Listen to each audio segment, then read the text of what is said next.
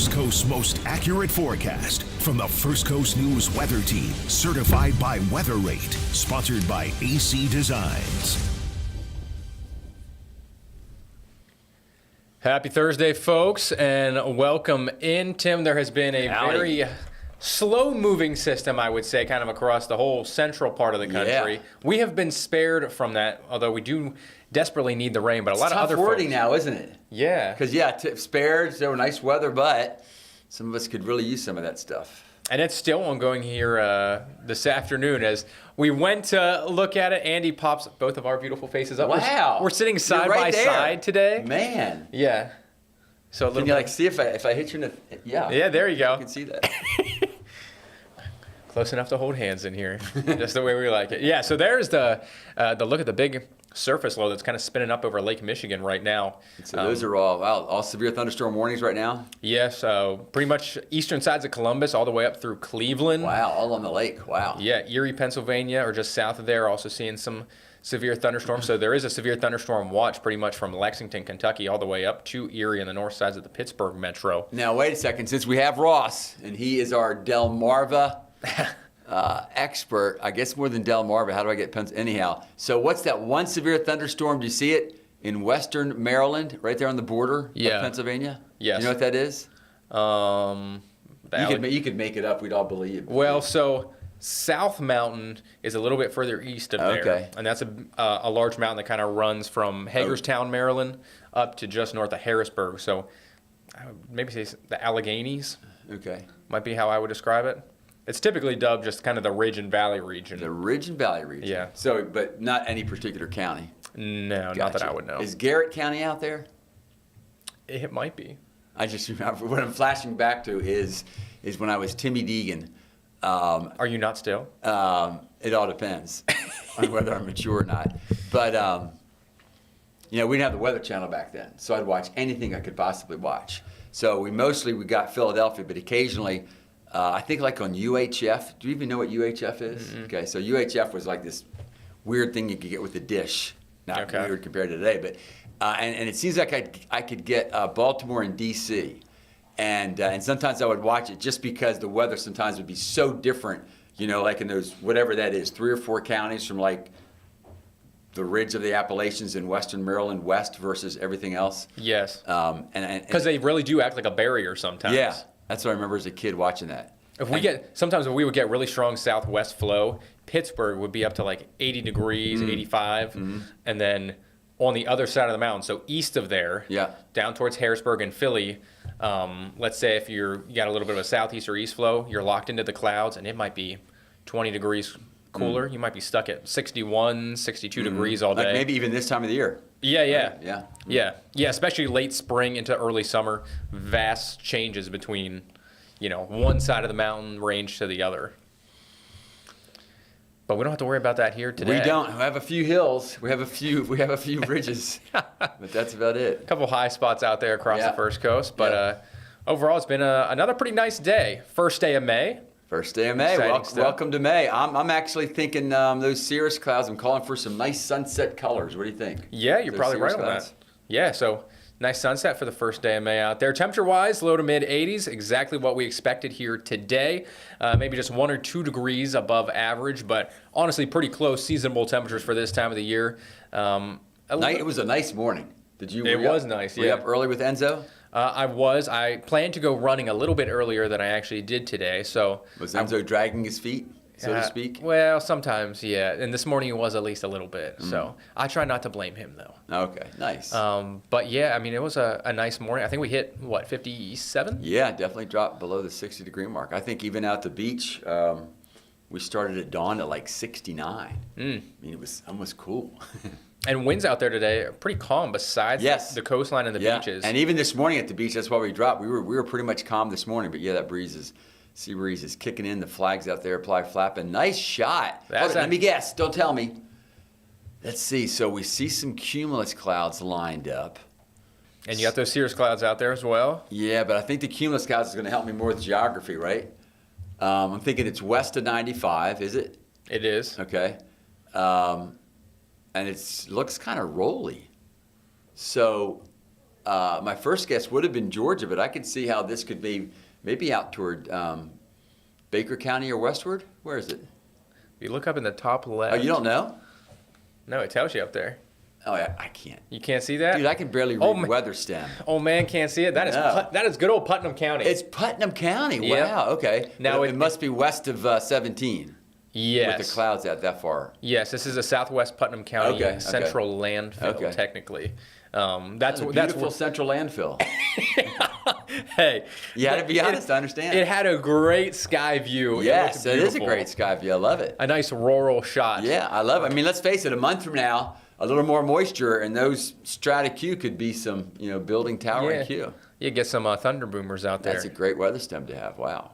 There you go. There it is. So a place you're perhaps a little bit more familiar yes, and with. You can see the deeper blue-green water has worked on in. That is for sure. I was out there this morning.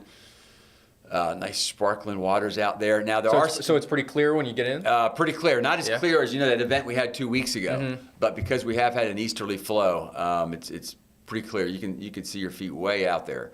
Now I know people are talking a lot about the Portuguese man of war, and I get it. You want to be careful, but that was primarily because of those days of a pretty strong northeast and east flow.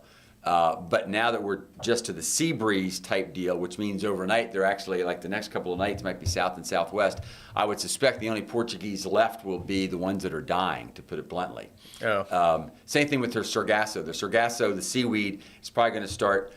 My wife thinks it smells. I think it has a nice briny aroma to it. But do you rub it on yourself once you get out of the ocean? Let's put it this way. When I come in from surfing, it's in all kind of places. Let's put it that way. In the surf baggies and whatnot. Anyhow, so I don't think there'll be quite as much of that this weekend, and probably because of the way that front's going to set up, we probably won't have a strong northeast to east flow. I guess we'll start seeing east to southeast winds pick up Wednesday or Thursday. But there I go, jumping way ahead. So I'll stop right there. Well, I was going to say, since today is the first day of May. Flowers, beautiful. Yeah, I want to break it down at least a little bit for what we typically see in the month of May here. So, as I said, our averages 83, 84 degrees for most folks in and around Duval County and the Jacksonville metro area. By the end of the month, our average highs will be pushing closer to the upper 80s. And that will kind of lead that into June, where our averages get into the low 90s, Tim. But rainfall-wise, relatively speaking, that's really not a lot of rain for the month of May. Under 3.5 inches. For this past April, we only got 1.1 inches of rain. It's why, in my mind, and obviously that can switch depending on when the tropics come up. That's in my mind.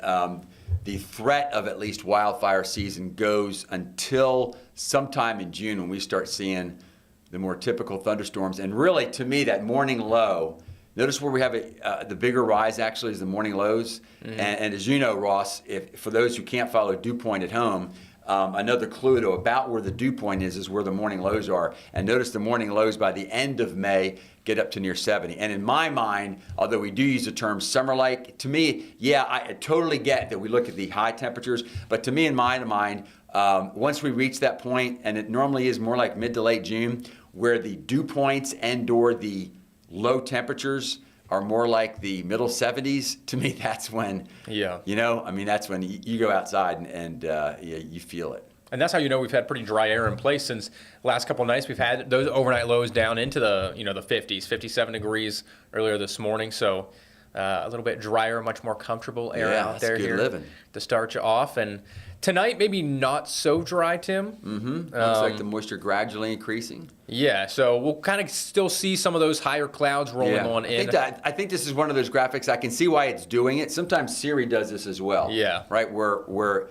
you can see technically it's overcast, but like if you're reading the pilot reports, it would probably say OVC with a minus, thinly overcast, because it's just cirrus clouds. Yeah, so these are those clouds real high up. They're thin, you know what I just they're thought wispy. about? Andy might be wondering, well, how high aloft are these cirrus clouds? And so those clouds that this graphic is painting, whoever did that, I don't know. What do we call him? Sir instead of Siri? Sure. Ross is, because I'm leaving in 30 days. I'm very agreeable. Ross is so agreeable. He's like, yeah, old man, whatever. I'll agree with you for about another 4 weeks, and then you are out of here. No. Go ahead. Oh, did we not ever get to it for Andy? So, because Andy might be on the edge of his seat right now. I think he is. Yeah, his hair might even be getting straighter. He's just hanging on. 25,000 feet, about right? Wouldn't you say, cirrus clouds? Yeah. Those? Yeah, I was going to give a range of like 20 to 30,000, Okay. so that was going to be my best guess. But there's a look at your overnight lows. So not going to be as cool, but still pretty comfortable, especially for this time of the year, close to what we should be seeing. And then tomorrow, might see temperatures be a little bit warmer. Overall, though, rain. At least in between. Yeah, notice that showed 85, but in between, this is truer, right, to what we're thinking? Yeah, especially from 95 inland, mid to upper 80s for a lot of folks. I think some locations might get close to 90. Wouldn't be surprised if somewhere like Cecil perhaps gets close to 90 tomorrow afternoon. I bet Cecil will. Yeah, they're on the west side. Now, notice it's a little tough to tell. Okay, there it goes. Let's see. I was going to say, do you want me to go forward? No, let's see if this paints a sea breeze convergence, and then if so, we can paint why we're saying maybe some really isolated activity late tomorrow. Let's see so there's 130. You can kind of see where the sea breeze is at over Highway 17, and then you kind of continue through by 8 p.m. I'm watching what's coming in from the Gulf. Oh, there's 8 p.m. already. Okay. All right. Yeah. So that probably it's not a real definitive convergence, but with that additional moisture, why maybe what would you say, like out toward Columbia County, up toward where? Yeah, toward the Swanee, maybe 10-15% chance of rain at best, perhaps. I think that's probably being maybe a little bit liberal on that. So overall, rain chances for your Friday going to be quite low. So it's going to be warm, partly cloudy skies through most of the day. Certainly don't cancel any plans that you have outside on Friday. Now, as we move into the weekend, Tim, a lot of folks... I should say. Yeah, go ahead. Because you are from farm country in Pennsylvania. Oh, God, we're this is sort of... What's that word called? It's a declaimer. What's the word?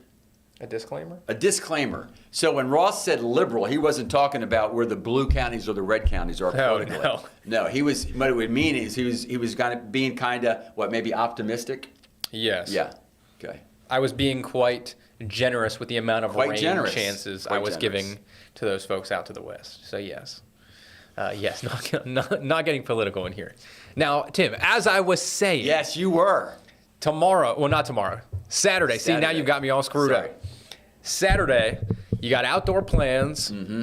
Think you're going to be okay in the morning. Yep. But as you get into the middle to the latter portions of the afternoon and then into the evening, not only is it going to be very hot, but you're going to have to keep a watchful eye to the sky. Keep your eye to the sky. For not only some rain showers, but also the chance for some thunderstorms, a few of which could be on the strong to severe side. I think there will be an isolated chance for a few of those stronger storms. Hey, I just thought about something before you go too far ahead, because we have forever been using keep your eye on the sky, but these are like the modern days, right? So I was trying to think of what rhymes with app, and I'm thinking keep your eye on the sky, after your nap, check your app. How about that?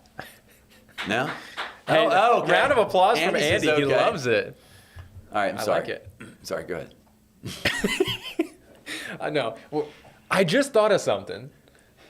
I'm just waiting for you to chime in. See, when you actually also have a Medicare card, when that day happens, you'll be excited when your brain kind of clicks in. And then the light bulb goes off you're again. constantly thinking stuff because you're a young, healthy man. But for me, I can tell it's like, oh, the brain just the wires just kind of snap together. No, I personally love it because I don't always know where your brain's going to go with I just thought of something. So it keeps me excited and engaged. This is why it's dangerous, Andy, for me to be within arm length of him, because now he can hit me. No, never. So. All right, let's get to it. Marginal risk for a few severe storms, primarily across far inland southeast Georgia. So we're talking Ware, Pierce, Brantley counties, northern Charlton. Your threats you can see there on the screen. Some gusty winds, obviously some brief but very heavy rainfall, and a few of those stronger thunderstorms and downpours that develop. I did want to compliment you again. Oh. And that is that, the term marginal is used. Yeah. And my brain thought about something and it said, well, what does marginal mean? And Ross had it exactly. And that is that, severe thunderstorm is 50 knots, which is about 58 miles per hour. So just to highlight what Ross had there, which I thought was great, is he's saying thunderstorm gusts could be about 40 to 60, and hail, pea-size, but that's not technically severe, and that's the term marginal. So I love that. Yeah, because I think that most folks, if you get a thunderstorm, it might be a strong thunderstorm, so you could still see wind gusts, 30, 40, 50 miles per hour, but it might be subsevere just under that criteria to perhaps get a warning. Right. So maybe technically we can't quite get there, but still, yeah. Like you said, keep your eye on the sky. Exactly. And after your nap, look at your app. Yeah. So if you get your nap finished by 2:45. Then you'll be able to check the app. Yeah. Weather team here has issued a weather impact alert for Saturday, pretty much starting at 3 p.m. and then continuing through the afternoon and evening up until 10 for some of those scattered storms. We talked about the gusty winds, the small hail potentially as well. And this is all from that same system that we spoke about at the very start of this stream that has brought flooding rains to Oklahoma, severe weather to portions of Texas, Arkansas, into Ohio and Pennsylvania here now this afternoon and into this evening. So over the day tomorrow, the deep south will continue to still see rounds and rains of storms as that front sags a little bit further southward. And then even by Saturday afternoon, we expect that front to still be well off to our northwest, at least a little bit.